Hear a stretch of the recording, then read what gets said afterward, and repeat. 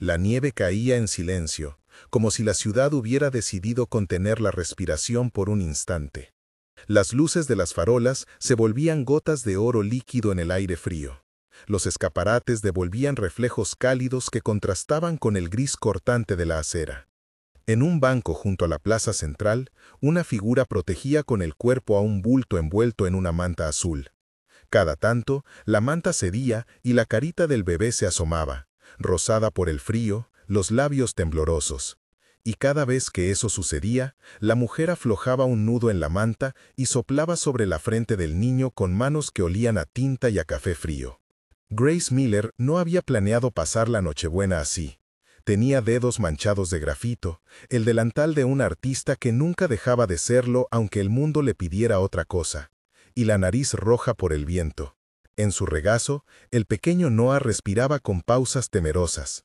Había dormido entre sus brazos la mayor parte de la tarde, y la noche los había encontrado lejos de cualquier esperanza de calefacción. Había elegido el banco porque era lo único que les quedaba entre la estación de subte cerrada y la puerta de un refugio que no aceptaba niños en ese horario. Había números de teléfono que nadie contestaba, y bolsillos donde el frío mordía con ira. Cerca de ellos, una niña de 4 años tironeó la mano de su padre con la fuerza de quien cree que sus indicaciones mueven montañas. Kelly señalaba con el dedo envuelto en una manopla roja, los ojos enormes y húmedos en la claridad de la noche. «Papi, su bebé se está congelando», dijo Kelly con la mezcla de alarma y certeza de quien descubrió un problema moral que exige solución inmediata. Michael Carter, que llevaba en la otra mano la bolsa con un árbol de Navidad en miniatura y la chaqueta negra abierta sobre un suéter de cashmere, se detuvo. En su rostro se mezclaron el sobresalto y la honesta incomodidad de quien no sabía muy bien cómo comportarse frente a la pobreza cercana. Había aprendido a mirar de reojo y seguir de largo. Pero años de promesa no cumplida, de rituales domésticos con Kelly, donde la memoria de su esposa seguía viva en objetos que él cuidaba como reliquias, le habían enseñado otras formas de mirar. Además, esa niña que tironeaba era su hija, y la voz de Kelly ese día sonaba como la de su esposa recordándole lo que una vez había prometido. Si alguna vez ves a alguien que necesita, no pases de largo. Michael se acercó despacio, sin gestos bruscos, con un paso que intentaba ser pequeño, contenido, humano. Cerca del banco, notó la manta empapada de nieve en los bordes, el carrito vacío que había sido improvisado como cuna, y el tatuaje que asomaba en la mano de Grace. Una estrella diminuta, imperfecta, que quizá alguna vez había sido un colgante.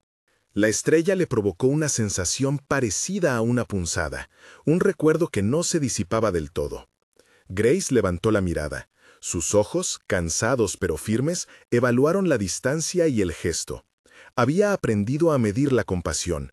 Una cosa era ofrecer palabras, otra distinta era ofrecer techo. No era cuestión de orgullo únicamente, era la ecuación moral de aceptar algo que podía atar su libertad a alguien más. Aún así, cuando la niña repitió el grito, cuando la voz de Kelly tembló un poco, la tensión en el rostro de Grace se aflojó. Y, en lugar de un no rotundo, salió de su boca un soplo en la nieve.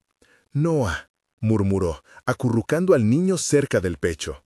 Michael recordó la última Navidad que había pasado en aquel mismo barrio con su esposa. Ella había tenido la costumbre de comprar un adorno cada año para colgar en el árbol. Una estrella por la primera Navidad, una pequeña flor por la segunda. Sarah le había pedido que prometiera algo inmodesto, que si alguna vez encontraban a alguien en necesidad, no mirarían para otro lado. Era una promesa sencilla que en la vida de los ricos se convierte en una carga con aristas. ¿Hasta dónde llega la ayuda sin convertirse en paternalismo? ¿Cómo dar sin humillar? ¿Están bien?, preguntó Michael con la voz templada, tratando de que la pregunta no sonara ofrecimiento sin plan. Grace lo miró con la prudencia de quien ha aprendido a leer intenciones detrás de las palabras. Su orgullo era un mapa complejo. Por momentos lo escondía bajo gestos prácticos. Aquel hombre con traje olía a colonia elegante y a madera pulida, a un mundo que no le pertenecía. Sus ojos, sin embargo, no evitaban la verdad que había frente a ellos. «El bebé tiene frío», respondió ella, como si dijera lo obvio, con las palabras exactas de cualquiera que no quisiera ser una carga. La respiración le salía en pequeñas nubes. No tenemos a dónde ir. Michael bajó un bolso que llevaba comida envuelta en papel, un gesto que le había enseñado su esposa cuando la generosidad debía parecer casual. Sacó una manta térmica que llevaba en el auto por costumbre. Era un hombre que gustaba prever hasta las cosas pequeñas, y la ofreció con las manos ligeramente temblorosas. Grace no la tomó de inmediato. Le observó las manos, y en ese silencio hubo un mundo. La falta de cartas, de garantías, la posibilidad de que aquello fuera un acto efímero. Luego, como quien decide un trato, aceptó. «No quiero que nos echen de cualquier lado después de una noche», dijo. No era un reproche, era una condición. Si nos ayuda, que sea para algo que dure un poco más, no para sentirnos devueltos a la calle. Michael entendió la advertencia. Había escuchado antes la voz de su esposa en frases parecidas. Sarah nunca quiso caridad sin dignidad. Había aprendido que la ayuda buena era la que devolvía agencia, no la que ataba. Hubo un destello de decisión en su rostro. «No voy a dejar que pasen la noche aquí», dijo. «Vamos a subir al hotel. Después hablamos de algo más estable». Kelly saltó sobre el banco como si hubiera esperado solo la autorización musical para actuar. A sus 4 años, el mundo se anunciaba con certezas. Su padre era capaz, y las promesas se cumplían. Tomó la manita de Grace con la torpeza de quien no conocía límites sociales. «Mamá dice que hay que ayudar», dijo Kelly, como si explicara una lección aprendida en casa.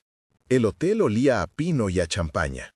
La habitación que Michael eligió no era una suite presidencial, pero tenía una calefacción que radiaba como un cuerpo que protegiera.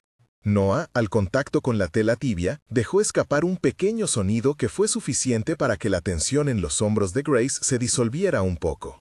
Mrs. Hill, que cuidaba la rutina de la casa de los Carter, apareció con rapidez y ternura práctica. Trajo un termo de chocolate caliente, unas toallitas, una frazada extra. Había en ella un modo de hablar sobrio, directo, que había aprendido a cuidar a otros sin convertirse en intrusa.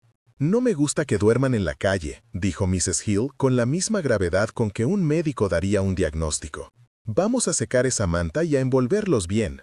Grace observó el movimiento con gratitud contenida. No dijo lo que su orgullo gritaba, ni el alivio que le ardía en la garganta. En vez de palabras grandilocuentes, realizó acciones. Desató la mantita que envolvía a Noah, le cambió el gorrito y dibujó en silencio un boceto sobre una servilleta que tenía a mano. Era un gesto más íntimo que cualquier agradecimiento formal. Esa primera noche no fue un punto de llegada, sino un cruce. Michael prometió una solución temporal. Grace dijo que aceptaría solo si quedaba claro que su trabajo sería respetado, que no quería favores, quería oportunidades. Mrs. Hill, que había oído promesas incumplidas en su vida, miró al hombre con una mezcla de escepticismo y esperanza. Kelly, entretanto, se había apropiado de Noah con la determinación de quien adopta una nueva responsabilidad como si fuera la más natural del mundo. Llevó al niño en brazos, le susurró canciones infantiles con la seguridad de quien cree que su voz puede ablandar cualquier cosecha de invierno. En las semanas siguientes, la vida de Grace cambió con la lentitud exacta de una restauración que no pretende ocultar las cicatrices. Michael pagó unas noches más y luego ofreció algo que tenía más riesgo. Un espacio temporal en una habitación de servicio del penthouse, un cuarto pequeño y con vistas a la ciudad, pero con calefacción constante y una puerta que cerraba. Grace aceptó bajo condiciones, mantendría independencia para trabajar, arreglaría su propio horario y sobre todo no habría humillaciones. Michael aceptó. No era un salvador en la acepción de cuento, era un hombre que había decidido no mirar hacia otro lado. La vida en el penthouse era una lección de contrastes. La ciudad, desde arriba, parecía un mapa de luces inasequibles. La ventana devolvía los destellos como si fueran promesas fragmentadas. Grace se levantaba temprano, dibujaba con fervor, vendía pequeñas ilustraciones en mercados navideños y por encargo. Noah dormía en una cuna que Michael hizo colocar con manos torpes pero diligentes. Y Kelly apareció con frecuencia, trayendo galletas que había ayudado a decorar. Las manos que ayudaban comenzaron a ser manos que compartían la mesa. Kelly aprendió a dar de comer a Noah con la misma seriedad con que plantaba una semilla. En esas cocinas compartidas, las conversaciones eran prácticas y a la vez vertiginosas. Se hablaba de becas, de empleos, de cómo hacer que el talento de Grace tuviera clientes reales. Jason Evans, el asistente de Michael, fue el operador silencioso que empezó a tender puentes entre el mundo de la filantropía corporativa y el talento callejero de Grace. Era un hombre de mirada rápida, capaz de traducir necesidades en agendas. Había contactos, espacios en la galería de la fundación, mesas de jurado que podían escuchar una voz distinta. Jason vio en los bocetos de Grace una sinceridad que la ciudad no siempre celebraba. Vio líneas que hablaban de la calle con dignidad, de manos pequeñas trabajando, de madres que dibujaban para no olvidar. «Podríamos montar una muestra en la sala de la fundación», dijo Jason con la naturalidad de quien maneja la logística como quien arma un rompecabezas. Nada ostentoso, algo íntimo, daría trabajo y visibilidad. Grace recibió la propuesta con cautela. Había asistido a exposiciones donde los artistas se convertían en objetos de curiosidad, trofeos para gente que quería demostrar que ayuda. Ella quería otra cosa. No buscaba una vitrina que la mostrara, sino un espacio donde su trabajo pudiera sostenerla. Quería que sus dibujos hablaran por sí mismos, y que Noah no fuera una etiqueta que justificara miradas compasivas. Propuso un acuerdo. La muestra llevaría su perspectiva, y parte de la recaudación se destinaría a un proyecto para madres artistas. Jason sonrió. Era la clase de propuesta que abría puertas y cerraba estigmas. Mientras tanto, la figura de Victor Reynolds comenzaba a perfilarse en las conversaciones con un desagrado que olía a cálculo. Reynolds era un ejecutivo de la junta directiva, un hombre de perfil bajo en público, pero con la mano dura en decisiones corporativas. Había escuchado murmullos sobre la iniciativa, no estaba convencido de que la fundación debía arriesgar reputación en proyectos sentimentales. Para Reynolds, la reputación era equilibrio, y números, la compasión, potencialmente un agujero en la cuenta de resultados. Sus primeras intervenciones fueron medidas y frías, una presentación en una cena de directores donde habló de métricas y riesgo. «No podemos permitir que la compasión decida la política de la fundación», dijo Reynolds, y su voz tenía la textura de un aviso de banco. «Las operaciones deben ser eficaces». Michael sintió la resistencia como un golpe personal. Conocía a Reynolds de años de negocios. Reuniones donde la compasión era un eufemismo para gastos imprevistos. Pero también sabía que la compañía tenía recursos y responsabilidades. Su promesa, la que había susurrado a la memoria de su esposa, le empujó a empujar más fuerte. Empezó a asistir a las reuniones con presencia más clara. A veces sus ideas eran contestadas con distancia, otras con votos medidos. La tensión subió sin estridencias, como cuando la olla de la cena empieza a hervir por debajo de la tapa. En lo privado, la reconstrucción de Michael fue más lenta y con aristas. Había sombras en su casa que no se disipaban con la calefacción. La ausencia de Sarah era una habitación que guardaba notas, tazas usadas y una colcha con una estrella bordada. Cada tanto, Michael hablaba con la foto que siempre estaba en la repisa, y en esas conversaciones confesaba miedos que no se permitía en público. Aún así, cuidar a Kelly y abrir una puerta a Grace le hacía sentir que honraba la promesa. No era solo cumplimiento, era reparación. Grace, por su parte, tuvo noches duras. A menudo se despertaba en la penumbra de la habitación de servicio, con la sensación de que su vida se había vuelto un intersticio entre dos mundos. Había quien la miraba con ojos que la etiquetaban como beneficiaria, y había quien la miraba con curiosidad genuina por su obra. En la fragilidad de la madrugada, cuando Noah se despertaba con hambre, ella rezaba una oración breve que no llamaría devocional, pero que era íntima. Pedía fuerzas para no perder la dignidad y la claridad para elegir bien. En esos momentos, la estrella que llevaba colgada en el cuello, la misma que le recordaba a su madre, brillaba como un talismán pequeño. La prensa no tardó en proponer su propio ritmo. Vanessa Winters, una reportera que se especializaba en historias que atraían clics, empezó a seguir el trazo de la historia. El CEO que rescata a una madre y le abre las puertas del mundo. Era una narrativa perfecta para titulares, sencilla y con un punto de glamour. Pero Vanessa no era insensata. Sabía que las historias complejas no caben en una línea. Al principio, lo que publicó fue una nota amable. La foto de Michael cargando al bebé, la frase de Kelly que había sido el disparador. La ciudad respondió con reacciones mixtas. Había quien celebraba la generosidad y había quien desconfiaba de la posibilidad de que aquello no fuera más que un montaje. Victor Reynolds, que observaba desde su trinchera, comenzó a diseñar movimientos más sutiles. No buscaba socavar la bondad, buscaba resguardar lo que consideraba intereses.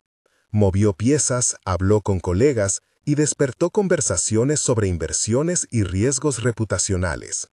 Jason, que estaba en el centro de la iniciativa, sintió que la dinámica cambiaba.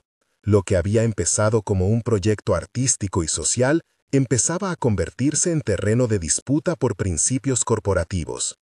En medio de esa marea pública y privada, Grace hizo lo que mejor sabía hacer: dibujar.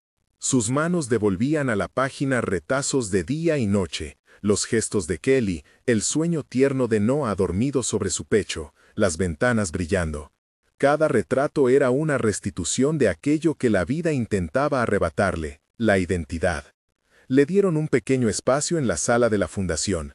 La inauguración fue modesta, con mesas de madera, té y una charla sobre la dignidad del trabajo. No llegaron cientos, llegaron personas que habían leído la nota en el periódico, amigos de Michael que se movían con buenas intenciones, y muchas otras que no tenían más que curiosidad. Había una sensación de que algo nacía y que no se trataba de una simple exposición, sino de la posibilidad de transformar una historia personal en algo colectivo. La crítica fue escueta pero cálida. Algunos compradores se llevaron obras pequeñas y otros ofrecieron encargos. Más importante aún, la muestra permitió a Grace conocer a otras madres artistas, mujeres que también habían sobrevivido a la precariedad. Juntas, hablaron de espacios comunes, de intercambios, de la idea de montar un taller donde los hijos pudieran estar seguros mientras las madres trabajaban. Esa voluntad de construir tejido le dio a Grace una energía nueva. Las cosas se pensaban en plural. Pero la ciudad no estaba dispuesta a ceder sin poner un precio. Vanessa Winters recibió un soplo anónimo, rumores, sin pruebas, sobre los antecedentes de Grace, insinuaciones sobre la relación con Michael, preguntas sobre si la ayuda no era una forma de limpiar imagen corporativa. Reynolds, táctico, empezó a alimentar la duda con preguntas en las reuniones, buscando una base que justificara desactivar la iniciativa. Había quien, incluso dentro del directorio, empezó a hablar de riesgo de reputación y de la necesidad de procedimientos más estrictos en la selección de beneficiarios. El aire se volvió pesado, la ayuda que había sido puente corría el riesgo de convertirse en escenario de juicio. En una noche que olía a previsión, Michael recibió un correo interno, donde se discutía el impacto que la iniciativa de la fundación podría tener en los inversores. Era una hoja de cálculo fría, que no contemplaba nombres ni rostros. Para Reynolds era la única verdad objetiva. Michael cerró el portátil con la sensación de que su promesa estaba bancándose de nuevo a la prueba de la realidad corporativa. ¿Hasta qué punto estaba dispuesto a luchar por aquello que había empezado en un banco, por la estrella de una colcha y por la mirada de una niña que había dicho lo que su padre debía hacer? Entonces sucedió algo que cambió el clima por completo, una filtración, no sobre Grace, sino sobre la vida privada de la esposa de Michael. Un documento descontextualizado llegó a una cuenta de correo sensacionalista. Inmediatamente, las redes comenzaron a barajar hipótesis. Vanessa, que siempre había amado la complejidad, se encontró en la tesitura de decidir entre publicar y corroborar. Reynolds sonrió en privado. La tormenta que había buscado para desacreditar la iniciativa empezaba a tomar forma. La presión creció. El directorio pidió informes, y algunos miembros, asustados por la posibilidad de escándalo, empezaron a retractarse de su apoyo. Grace, ajena aparte de esa maquinaria, notó que la atención se volvía más cortante. Empezaron a llegar notas con preguntas invasivas, llamadas que querían historias emocionales y no comprensión. Un editor pidió imágenes del pasado de Grace, alguien preguntó por la fe, otros buscaron una palabra que fuera radical y vendible. Grace se llenó de recelo. Había aceptado ayuda con la condición de mantener su dignidad.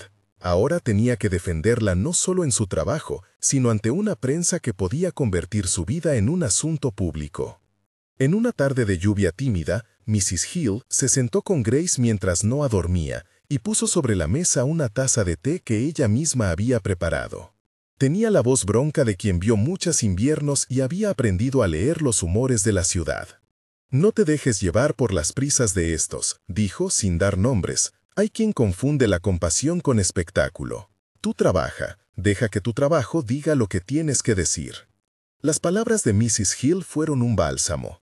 Grace sintió que el mundo la miraba con demasiada curiosidad. Necesitaba que lo mirara con verdadero interés. Respondió con la serenidad de quien guarda un plan. «No me quiero convertir en un titular», dijo. «Si me usan para limpiar la imagen de alguien, me vuelvo cómplice». Michael lo supo al instante, porque lo había leído en sus ojos aquella misma mañana. Había posibilidades de que la historia mutara en algo que ella no deseaba. Y en ese momento, el duelo privado de ambos, la memoria de Sarah en Michael y la memoria de quienes habían sido sus protectores en Grace, se encontraron en una pieza de honestidad. Nadie quería ser usado. La tensión entre la Fundación y Reynolds no estalló en la mesa de juntas, estalló en la calle, en murmullos, en correos que pedían términos y en suposiciones que buscaban titulares. Michael se plantó en público con la fatiga de quien piensa que no es suficiente la voluntad si no hay estrategia. Empezó a proponer medidas concretas, fondos de apoyo transparentes, un comité asesor con miembros externos, programas con evaluaciones claras. Era una forma de institucionalizar la ayuda para que no dependiera de la voluntad caprichosa de una sola persona. Reynolds criticó la propuesta con argumentos técnicos. Para él, la ética había que canalizarla en procedimientos, no en gestos. El efecto fue doble. Por un lado, algunos directores respiraron con alivio frente a la formalidad. Por otro, la iniciativa se volvió menos íntima y más pública. A Grace le tocó aceptar que su trabajo ya no era solo suyo, formaba parte de un proyecto mayor. Ella decidió no ceder en los puntos esenciales, su voz artística, la dignidad de las madres en el proyecto y la administración transparente de los fondos. Mientras el tiempo pasaba y los frentes amenazaban, con abrirse, Kelly siguió siendo la brújula más honesta. Un día, durante una visita escolar, dijo a su padre lo que pensaba de todo aquello con la claridad brutal de un niño. «Papi, si ayudas solo a la gente que te queda bien en las fotos, entonces no ayudas de verdad», dijo. «Sarah decía eso». Michael la miró y la mirada le atravesó como una luz. La niña no tenía interés en las cuentas, tenía el instinto de quien sabe distinguir lo auténtico. Fue otro recordatorio de su promesa. Lo que empezaba en un banco no podía morir en una sala de juntas. La historia se movía en varios planos. En el íntimo, donde Grace aprendía a confiar y Michael aprendía a comprometerse. En el público, donde las palabras y las cifras jugaban con la reputación. Y en lo político, donde las decisiones de la fundación podían inspirar una iniciativa que tuviera alcance. Entre uno y otro, la nieve seguía cayendo. Y la estrella que Grace llevaba al cuello parecía hacerse más visible cada mañana, como si el brillo respondiera al calor que ahora les rodeaba. Había un proyecto que a Grace le interesaba más que ninguna gala o exposición. El bench, el banco. El lugar donde todo había comenzado podía convertirse en algo que no solo recogiera la memoria de una noche fría, sino que inventara una política pública. Bancos en la ciudad con recursos básicos para emergencias infantiles. Pequeños dispositivos que ofrecieran calefacción puntual y una señal clara de que nadie debía ser invisible en la urbe. La idea no era caridad, era infraestructura digna. La posibilidad de transformar un encuentro fortuito en una política la llenaba de vértigo. Era el tipo de ambición que nacía del dolor y la empatía. Michael, al oír la propuesta, sintió cómo los engranajes corporativos y los latidos personales de su promesa se alineaban. Para Reynolds, la idea era peligrosa. Para Jason, un desafío logístico. Para Vanessa, un ángulo periodístico irresistible. Para Kelly, era un proyecto sobre bancos donde los niños podían pasar y no temer. En la mesa pequeña del apartamento donde Grace a veces trabajaba en noches largas, ella dibujó lo que veía. Bancos con paneles de emergencia, pequeñas luces que indicaban disponibilidad, un número de atención. No era solo un símbolo. Era un plan. Se aferró a su papel con la fuerza de quien quiere convertir el encuentro que la salvó en un acto que salve a otros. Mientras tanto, en el penthouse, Michael miraba el boceto con la sensación de que su vida se había llenado de un propósito que no era aparente en las fotografías de sociedad. Empezó a utilizar su voz en público con más convicción. Defendía el plan del bench en reuniones, buscando aliados en la municipalidad, hablando de inversión social con datos y con historias. Al mismo tiempo, supo que no bastaba su voz. Necesitaba a Grace para que la idea no se redujera a un gesto fundador más. Las conversaciones entre ellos, Ella hablaba de diseño y de experiencia. Él hablaba de logística y de apoyos. Y en el centro, Noah seguía siendo el recordatorio más puro de que la vida de los más vulnerables requiere acciones concretas. Todo eso los acercó, no sin dudas ni resquemores, a una senda que no sería fácil ni rápida. En la ciudad, algunos aplaudían en silencio, otros susurraban. La vida pública no perdona los gestos naivos, pero sí reconoce cuando una idea se acompaña de trabajo y no solo de titulares. Había quien decía que esa historia terminaría en gala y fotografía, y había quien creía que podía devenir en política pública. La distancia entre un flash y un plan era donde Grace y Michael tenían que transitar con cuidado. Una noche de enero, cuando la nieve ya había cedido a lluvias heladas y las calles conservaban charcos que reflejaban luces como fragmentos de futuro, Michael recibió una llamada que cambió el calendario. El directorio aprobó, por mayoría ajustada, financiar un programa piloto para instalar bancos con recursos básicos en 3 barrios vulnerables. Reynolds votó en contra. La votación fue una victoria mínima y, sin embargo, decisiva. Grace estaba con Noah en brazos cuando Michael le contó. Kelly escuchaba desde la cocina y lanzó un grito de alegría que llenó el lugar como si fuera una promesa hecha carne. Mrs. Hill lloró en silencio y fue a traer una botella de champaña sin pretensión. Fue un momento donde la ciudad pareció respirar mejor. No era el cierre del camino, sino el nombramiento de una tarea. Esa noche, cuando volvieron al banco donde había empezado todo, la plaza estaba vacía y la nieve cubría las huellas. Michael dejó una mano sobre la madera fría del respaldo. Grace hizo lo mismo a su lado con Noah durmiendo entre sus brazos. Kelly puso su mano pequeña sobre las de ellos, como sellando un acuerdo que trascendía firmas. «Prometiste que si veías a alguien que necesitara, no pasarías de largo», dijo Grace en voz baja. «Te lo prometí», respondió Michael, «y no voy a volver a pasar». En la palma de la mano de Grace, la estrella colgante vibró con un reflejo mínimo, y por primera vez desde la noche en que se encontraron, la nieve no pareció tan fría. Hacia el horizonte, las farolas devolvían un brillo que se parecía al calor de un principio. Había mucho trabajo por delante, logísticas, rechazos, un enemigo que movía fichas con paciencia, la prensa dispuesta a convertir cada paso en nota. Pero también había una posibilidad real de transformar una noche de emergencia en una política que cuidara a los que estaban vulnerables. Y aquella promesa, hecha en un banco helado, se iba tejiendo en acciones. Un proyecto piloto aprobado, una galería que vendía las primeras obras que permitían sostener la casa temporal, una red de madres artistas que comenzaba a llamarse para compartir materiales y cuidados. Era el tipo de vida que se construye, con manos que ayudan y con estructuras que sostienen. En la cocina del penthouse, mientras preparaban galletas para llevar a una reunión vecinal, Kelly preguntó sin malicia, «Papi, ¿vamos a celebrar?» Michael la miró y vio que en la pregunta había algo más que una invitación. La certeza de que una comunidad se estaba gestando. Sonrió y la abrazó. «Vamos a celebrar cada paso que nos acerque a que nadie tenga que temblar de frío en la calle», dijo. Esa misma semana, sin embargo, la sombra de Reynolds creció, y sus maniobras empezaron a filtrarse con más hostilidad. Una nota anónima sugirió que el proyecto del bench era una estrategia de marketing. Otra insinuó que las obras de Grace eran parte de un montaje que no reconocía el mérito. Vanessa Winters estuvo a punto de publicar una pieza que, sin ser deshonesta, cuestionaba intenciones. Michael supo que la batalla por la legitimidad no sería solo técnica, sería de carácter. Tenía que demostrar con actos que la ayuda respetaba la dignidad y que el proyecto estaba diseñado para empoderar, no para exhibir. Grace, al advertir la escalada, tomó una decisión difícil.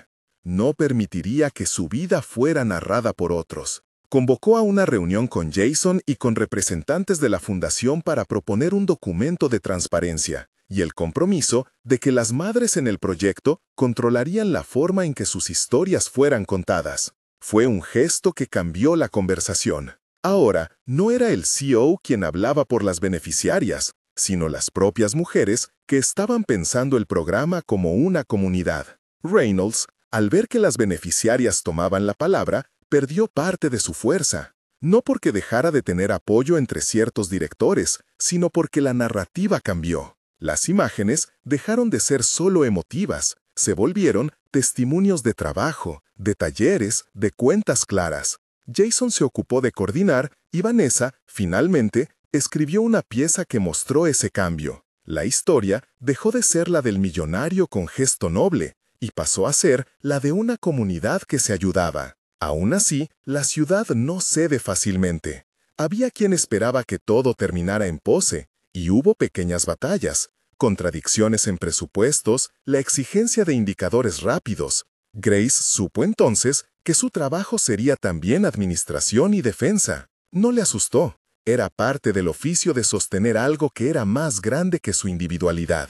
En un almuerzo breve en la galería, Michael le ofreció a Grace las llaves de un local pequeño que la fundación había conseguido alquilar por 6 meses, un lugar para talleres y una galería cooperativa. No era mucho, pero era una llave real, pesada, con un juego de dientes que representaba acceso. Grace la sostuvo con cuidado, como si tocara un artefacto sagrado. «Es tuya», dijo él, «no como obra de caridad, sino como puerta de negocio. Tú decides». Ella cerró los ojos un instante, y cuando los abrió, había en su mirada la mezcla de emoción y brillo. Responsabilidad. Aceptó la llave con la dignidad que había prometido mantener. La vida siguió avanzando con su ritmo de trabajo y de pruebas. Había días en que la ciudad era amable y otros en que la lluvia hacía más difícil sostener la esperanza. Noah crecía, y con sus pequeñas manos daba rienda a la ternura que obligaba a todos a ser mejores. Kelly y él inventaron juegos, y Grace compartió algunos de sus bocetos con madres que empezaban a colaborar en talleres. Mrs. Hill, con su practicidad afectuosa, se convirtió en una especie de tía protectora que enseñaba, aconsejaba y a veces regañaba con ternura. Al cabo de semanas, la pequeña galería se llenó de trabajo. No era un éxito espectacular, pero sí una prueba tangible. Ventas modestas, encargos de ilustraciones y, sobre todo, una red que permitía que madres se turnaran para cuidar hijos y pintar. Lo que comenzó en un banco había encontrado un lugar donde respirar. Y aunque Reynolds no dejó de insistir con críticas y con buscar puntos débiles, la voluntad colectiva se articuló de formas que lo resistieron. La imagen que la ciudad tenía de Grace cambió. Ya no era solo la mujer a la que el CEO había ayudado, sino la artista que organizaba talleres, la madre que defendía a otras madres, la vecina que quería transformar un banco en política pública. Michael, por su parte, aprendió que la promesa cumplida no se comprueba con una noticia, sino con la constancia de quien se siente responsable con lo que prometió. Pero la ciudad tenía todavía una prueba más. Una gala benéfica, donde muchas de las tensiones convergerían en una noche de representación pública. La invitación a la gala llegó como un desafío y una oportunidad. Para Grace era una posibilidad de mostrar el trabajo en un escenario más amplio. Para Michael era una forma de reivindicar la decisión del directorio y mostrar que la fundación no retrocedía. Para Reynolds, la gala era la ocasión de una confrontación pública donde podía intentar revertir voluntades. La gala sería, por tanto, el lugar donde se mediría la fuerza del proyecto. Si resistía la exposición pública, tenía posibilidades de convertirse en política. Si no, la ciudad volvería a la lógica del gesto efímero. La maquinaria comenzó a moverse en torno a esa noche. Ensayos de discurso, ajustes en la presentación, selección de obras que representaran la esencia del proyecto. Grace preparó una serie de ilustraciones sobre bancas y manos. Michael afinó su intervención para que fuera sincera sin caer en sentimentalismos. Kelly, con su inagotable energía, se ofreció a llevar tarjetas con dibujos hechos por Noah para regalar a los asistentes. Era la manera más infantil y clara de decir que la noche no podía olvidarse del sentido humano. En los días previos, la tensión con Reynolds se volvió más perceptible. Algunas notas sugirieron que la gala podría convertirse en un teatro donde la compasión sería usada como telón de fondo para intereses privados. Vanessa Winters, que había mostrado respeto por el proceso, fue atacada por seguidores que pedían pruebas. La ciudad miraba con mezcla de expectativa y cansancio. Para Grace, la gala representaba un riesgo calculado y una posibilidad real. Era la prueba de fuego para que su obra no fuera reducida a accesorio. Preparó una pieza central, un dibujo grande que mostraba un banco iluminado, una madre con un niño y una mano que sostenía una llave. En el centro, una estrella pequeña brillaba sobre la cabeza de la madre, como si lo que había ocurrido en esa noche de nieve fuera ahora una constelación que orientaba a otros. El día de la gala, el corazón de Grace latía con una mezcla de orgullo y miedo. Se puso un vestido sencillo, cómodo, porque no quería que su apariencia robara la atención. Michael la acompañó, sin despliegue excesivo, con la seriedad de quien entiende que la noche tiene consecuencias. Mrs. Hill se quedó al cuidado de Noah. Kelly quiso estar en cada momento y su luz infantil pareció suavizar las aristas del evento. Cuando entraron a la sala, las luces parecían diseñadas para escenificar la elegancia. Había platillos, micros en pie y una muralla de rostros que podían aplaudir o criticar. En el centro de la sala, la pieza de Grace se alzaba sobre un pedestal sencillo. La gente miraba con interés. Algunos reconocieron el banco, que había sido el inicio de la historia. Vanessa tomó notas con una atención que no era de caza sino de observación. Jason corría por los pasillos como un director de orquesta que ve que su función está por empezar. La gala fue, en su primera parte, un coro de buenas intenciones. Hubo discursos medidos y un tiempo para la exposición. Michael subió al estrado y habló con una voz que no buscaba conmover, sino explicar. No quiso dar lecciones, sino ofrecer un plan. Habló de la aprobación del piloto, de la galería, de la necesidad de políticas que prevengan que los niños pasen frío en la ciudad. Fue sincero y responsable, y en su voz había, por fin, la traza de quien ha comprendido que la compasión necesita reglas democráticas. Después de su discurso, cuando la noche empezaba a parecer que avanzaba sin contratiempos, Victor Reynolds se acercó con una sonrisa que no alcanzaba sus ojos. Le dijo a Michael, en voz suficientemente baja para no ser oído por todos, que la iniciativa necesitaba más control y que ciertos informes no habían sido presentados. Fue un roce político. Michael respondió con calma y le propuso revisar juntos los números. La escena quedó como un gesto de diplomacia. Pero fuera de la sala, en una zona donde los murmullos se convertían en planes, algo aconteció. Un periodista con el olfato de la alerta encontró una serie de correos que, sin ser ilegales, presentaban una relación de interés que podía interpretarse como favorecimiento. La información llegó a un columnista con ganas de impacto. Esa noche, la gala, que debía consolidar el proyecto, tenía el potencial de convertirse en el escenario donde la historia que había comenzado en un banco se volviera un juicio público. Grace, ajena por momentos a la mecánica política, caminó entre invitados, observando manos que se ofrecían y rostros que parecían medirla. Cuando la noche amenazó con tornarse en polémica, ella sintió que debía tomar la palabra no como la mujer a la que se había ayudado, sino como la artista y la líder del proyecto. Subió al escenario sin anunciarlo, como quien entra en un lugar que le pertenece, y habló desde la sinceridad de su experiencia, sin victimismos y sin florituras. «No vine a que me rescataran», dijo. «Vine a que me echáramos la soga entre todos. No queremos limosnas, queremos espacios para trabajar, para estar con nuestros hijos, para que la ciudad reconozca que la dignidad es una infraestructura que se construye». Sus palabras resonaron más que las cifras. Había algo en su voz que era imposible de desconectar, la honestidad del que conoce el frío de la calle y la labor de construir. En ese momento la sala cambió de foco. Ya no era la noche del CEO, sino la noche de quienes estaban dispuestos a transformar una emergencia en política. Las redes comenzaron a recibir testimonios, y la narrativa se volvió otra, la de una comunidad que no se dejaba narrar por otros. Vanessa, que había seguido el proceso con respeto, decidió escribir una pieza diferente. Contó la historia de la galería, de las madres que trabajaban juntas y del proyecto piloto. Reynolds, que buscaba un error administrativo, vio cómo su estrategia perdía fuerza porque la ciudad ya había dado su veredicto simbólico. La gala, que había podido ser un cisma, se convirtió en el punto en que la iniciativa ganó legitimidad pública. Al final de la noche, mientras la nieve volvía a cubrir las calles, Grace salió al aire frío y se apoyó en el respaldo de un banco en la plaza que había sido, otra vez, su lugar de inicio. Michael la alcanzó y se quedó a su lado, sin palabras grandilocuentes. Su presencia era suficiente. Kelly apareció con un brillo en la cara y Noah, envuelto en los brazos de Mrs. Hill, dormía tranquilo. ¿Viste cómo todo eso cambió?, preguntó Grace en voz baja. No fue perfecto, respondió Michael, pero juntamos manos. Eso no es poco. Ella miró la llave que le había dado poco tiempo atrás, la llave del local, la llave que ahora significaba responsabilidad. La sostuvo como si fuera un juramento nuevo. Vamos a construirlo, dijo, sin fotos que nos definan, sin titulares que nos reduzcan. La ciudad respiró la noche como quien cierra un capítulo y abre otro. El proyecto del bench tenía vida propia.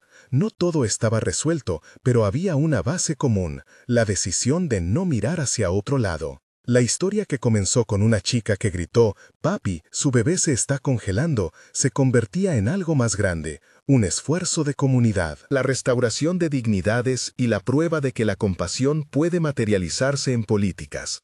Cuando amaneció, la plaza volvía a ser la misma, pero con huellas nuevas. La estrella que Grace llevaba al cuello brilló con un reflejo de sol tímido. La llave descansaba en su bolso. No sabía qué vendría exactamente: juicios, rechazos, la necesidad de sostener financieramente los proyectos y quizás la inexorable vigilancia mediática. Pero con cada paso, la noche inicial se desvanecía menos como una historia de emergencia y más como una ruta de trabajo colectivo. Aún así, quedaban nombres por enfrentar, decisiones pendientes y una ciudad que exigía que las promesas se transformaran en resultados. Reynolds seguiría moviendo sus piezas, y la red de prensa puliría su narrativa en busca de novedad. Pero la llave había cambiado algo. No era la llave de una dependencia, era la llave de una puerta que daría acceso a la agencia. Al final del viaje, la pregunta que quedaba en el aire no era si una noche de ayuda podía transformarse en política, sino cómo sostener la dignidad en cada paso. Grace y Michael, en sus maneras distintas, habían empezado a dar esa respuesta, con trabajo, con transparencia y con la certeza de que nadie debía ser invisible. La historia, que nacía en el temblor de un bebé y el grito de una niña, se movía ahora por canales más sólidos. Y aunque la trama aún guardara batallas que ganar, puntos en la ciudad que requerirían gestión, la resistencia de algunos miembros del directorio, el escrutinio de los medios, la semilla plantada en aquella noche fría, había echado raíces firmes. La promesa hecha a un banco se transformaba, poco a poco, en un proyecto comunitario que podía salvar a más de uno. La nieve más tarde empezó a derretirse en los bordes. Las huellas en la plaza mostraban el paso de muchas manos. En una de ellas, la huella del vestido de Grace se mezclaba con la de unas botas de hombre y las zapatillas pequeñas de una niña que al final había sido el motor de la historia. Afuera, la ciudad seguía con su ritmo ineludible, pero dentro de esa trama había una nueva posibilidad, la de una política hecha de afecto y estructura. Quedaban asuntos por resolver, y la noche de la gala había sido apenas un capítulo. Por delante estaban los trámites para convertir el piloto en política local, las pruebas que demostrarían que el bench funcionaba y la necesidad de sostener la red de madres que empezaba a caminar. Pero sobre todo, quedaba la certeza de que algunos gestos, cuando se sostienen con trabajo, pueden transformar la vida de muchos. Grace posó la mano sobre el respaldo del banco y la estrella en su cuello se estremeció con un rayo de sol. Michael le ofreció la otra mano, no para rescatarla, sino para caminar a su lado. Kelly se colgó de la mano de ambos como si sellara un pacto que no necesitaba más testigos. La ciudad continuó su ruido distante, pero en el corazón de aquellos que habían decidido no mirar hacia otro lado, la noche de nieve se convirtió en leyenda pequeña. La de cómo un padre soltero y su hija, con la honestidad de un grito infantil, «Papi, su bebé se está congelando», despertaron a una comunidad, crearon una llave y comenzaron a salvar a una. Meses después, la agencia abrió sus puertas una mañana clara.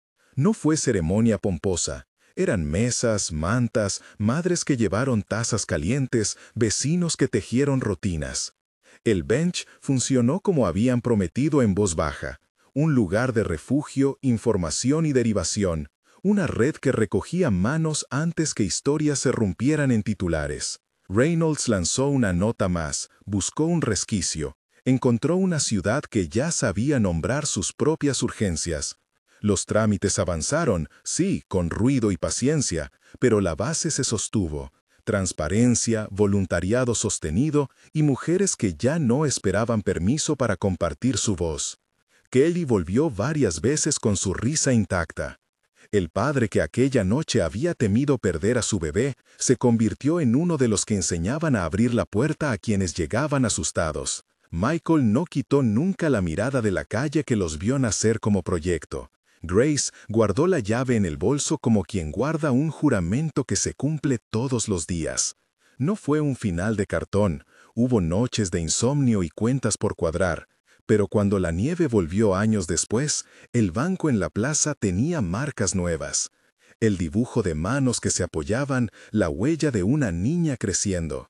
La estrella en el cuello de Grace brilló, más tranquila, porque ya no era solo recuerdo de dolor, sino emblema de una comunidad que aprendió a responder. La política que habían querido no fue una ley fría, sino una práctica que enseñó a cuidar, pequeña, concreta y persistente. Y así, con la llave en el bolso y la mano de Michael apretando la suya, Grace supo que habían aprendido a transformar un grito en una forma durable de cuidado.